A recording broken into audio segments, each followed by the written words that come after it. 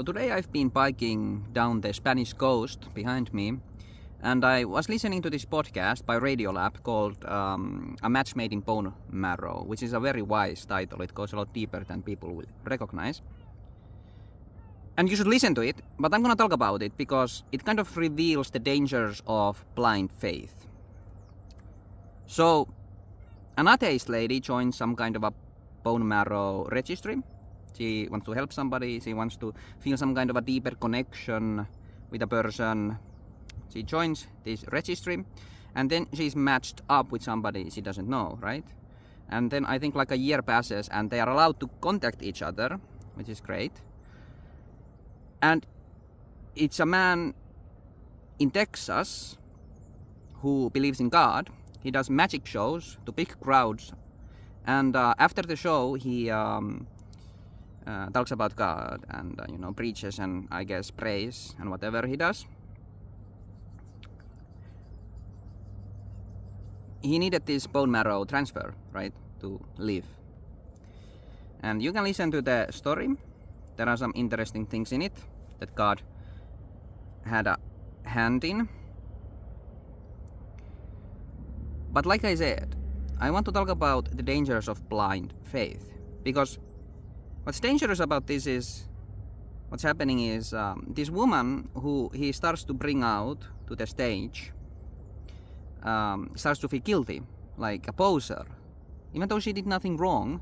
In fact, she acted according to God's will by doing this graceful thing, helping somebody else in a way that is true, real, even, quantifiable. She acted according to God's will. In truth, she starts to feel guilty because she's being brought up on stage by this magician fellow as some kind of a example of Jesus. But she herself doesn't believe.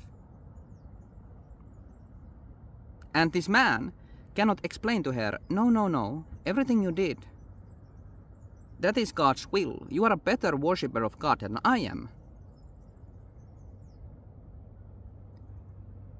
You saved my life.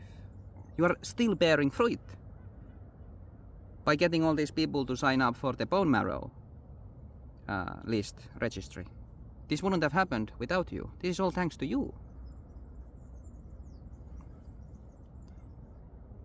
Because when he talks about Jesus, he doesn't understand the things he said. His faith is blind, and then that's dangerous. Christ is the truth, the way, the life, and this woman is somebody who walks in the light of Christ without understanding it. That's why in the book of Revelation it is said that eventually it'll come to pass on Judgment Day that the people who know him themselves didn't know him. They're like, wait, when did we feed you and clothe you and help you? Well, she's somebody who did that, and she will be rewarded for it. She helped one of the least of the children of the kingdom of God, and it is this man. You should listen to the podcast. There was a part of me that felt a little bit of an imposter. Well, no, why would you use the word imposter? Why did you choose that word? Is this where we should start getting into the meat and potatoes of my thoughts? I think so. Okay. Yeah.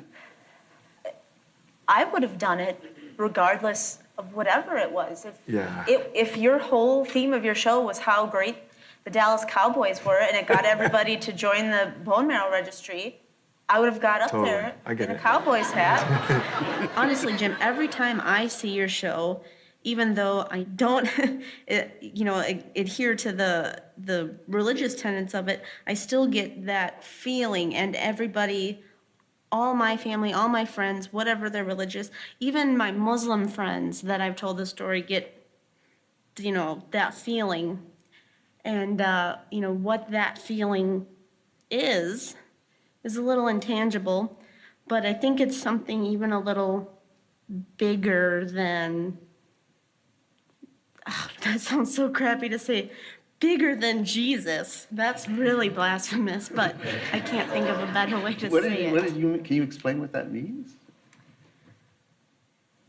Well, that there is good in this universe and there is good in everybody, and it is regardless of, the goodness is at the top of the list of you, and everything else is follows. Your religion and your race and where you're born and your favorite pizza toppings and all of that. But at the very top is good, with the capital G and it's underlined too. This is an atheist professing her faith in God. It's just that the meaning isn't connected with the titles and the words and the Bible speak. She doesn't know the Bible speak, but she's literally speaking about God and her faith in God. Every Christian should learn from what she said here.